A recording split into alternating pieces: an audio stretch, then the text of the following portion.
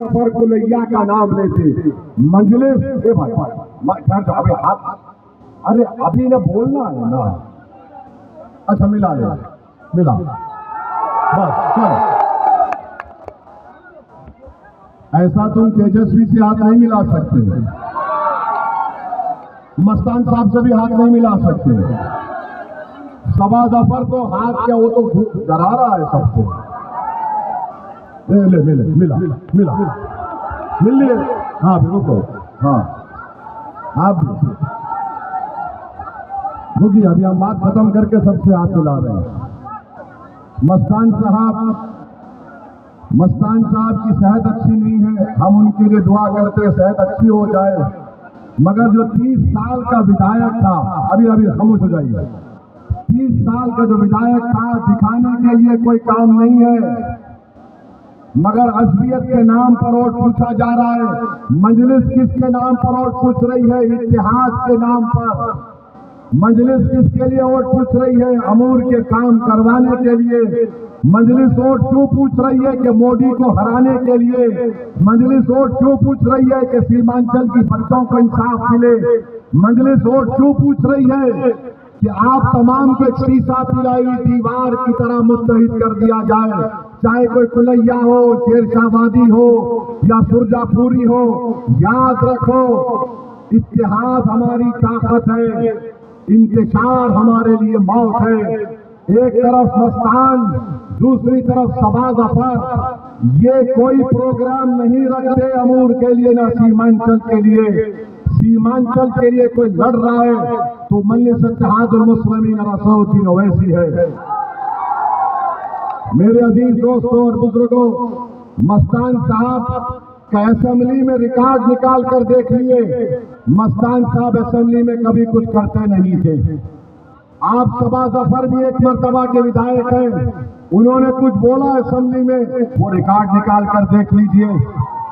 अगर कोई असेंबली में जाकर बोलता है, लड़ता है, इंसाफ का मुतालबा करता है, तो उसका नाम अख्तरुल ईमान है।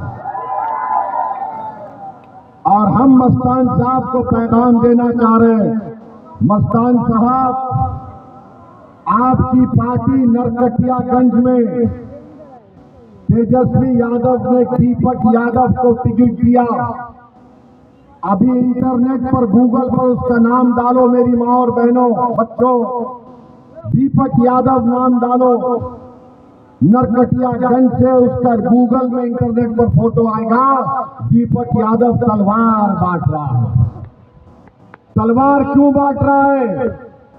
गठबंधन का उम्मीदवार है दीपक यादव नरकटियागंज से।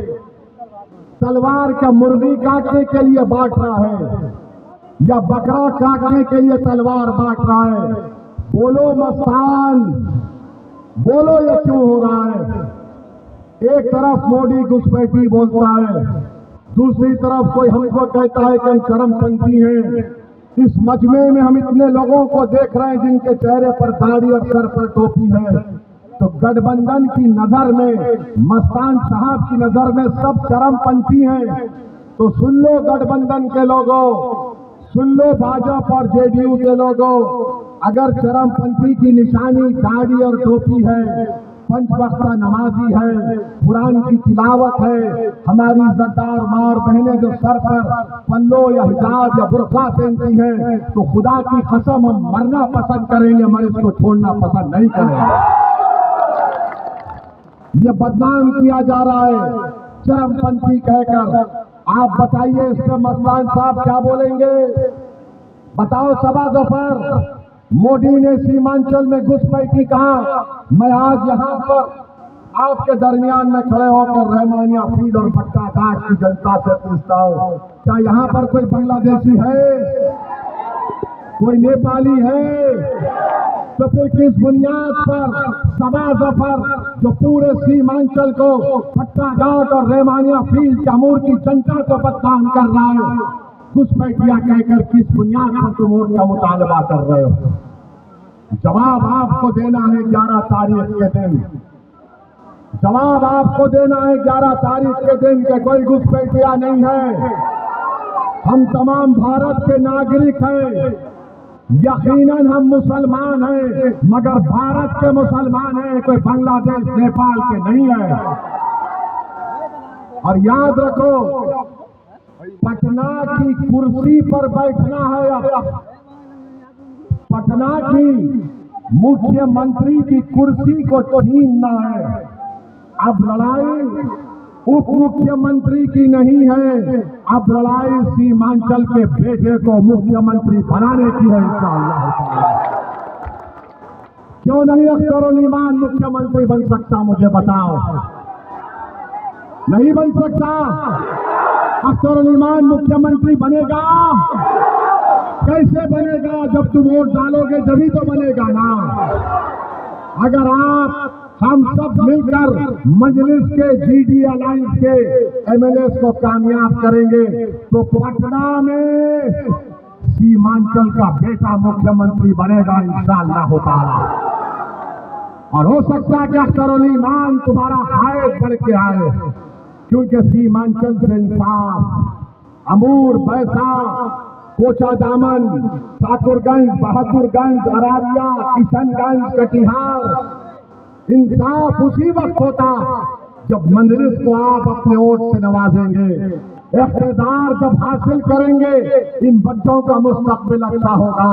सैलाब आएगा तो उससे पहले टाटबंद का काम होगा, बारिश होने से पहले पुल का काम शुरू होगा, रिश्वतखोरी का खात्मा होगा। तो मेरे अजीज दोस्तों और बुजुर्गों, आप तमाम 11 तारीख को पतंग छाप को वोट देंगे। आप असलियत का शिकार नहीं होंगे। तो मैं आखिर में आपसे ये दुआ भी करता हूं कि जनाब रहमान साहब जो बालूगंज की जमीन दिए हैं, अल्लाह उनकी मग़फ़िरत करे। और हमको बताया गया कि इस्माइल साहब का बेटा इम्तियाज मरहूम कब इंतकाल हुआ, अल्लाह उसकी मग़फ़िरत करे, अल्लाह उसकी खबर को कुशादा फरमा दे और उनके अफराद खानदान को सब्र जमील अता फरमाए। तो मेरे अजीज दोस्तों, एक एक वोट का इस्तेमाल होगा। मेरी माँ और बहनों, आपसे भी अपील कर रहे हैं कि अपने वोट को जाय होने मत दीजिए। अख्तरुल ईमान आपका खादिम है और खादिम रहेगा।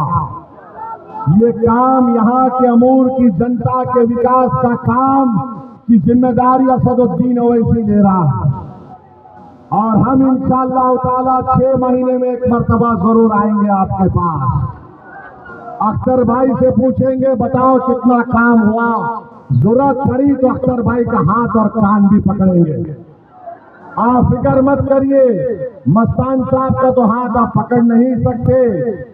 सबा जफर का हाथ पकड़ने गए तो उसके गुंडे हावी हो जाते हैं। तो खैर कोई बात नहीं, मुझे यकीन है कि 11 तारीख के दिन हम इत्तेहाद के नाम पर, सीमांचल के नाम पर, वक्फ के काले कानून के खिलाफ, हमारे बच्चों के मुस्तकबिल के लिए और विधानसभा में कोई बोलने वाला जो मुख्यमंत्री बन सकता है, उसके लिए हम पतंग छाप को वोट देंगे। 11 तारीख को पतंग छाप, पतंग छाप। सीमांचल जिंदाबाद, सीमांचल जिंदाबाद, अमूर की जनता जिंदाबाद। नारे तकबीर, नारे तकबीर। सलाम अलैकुम।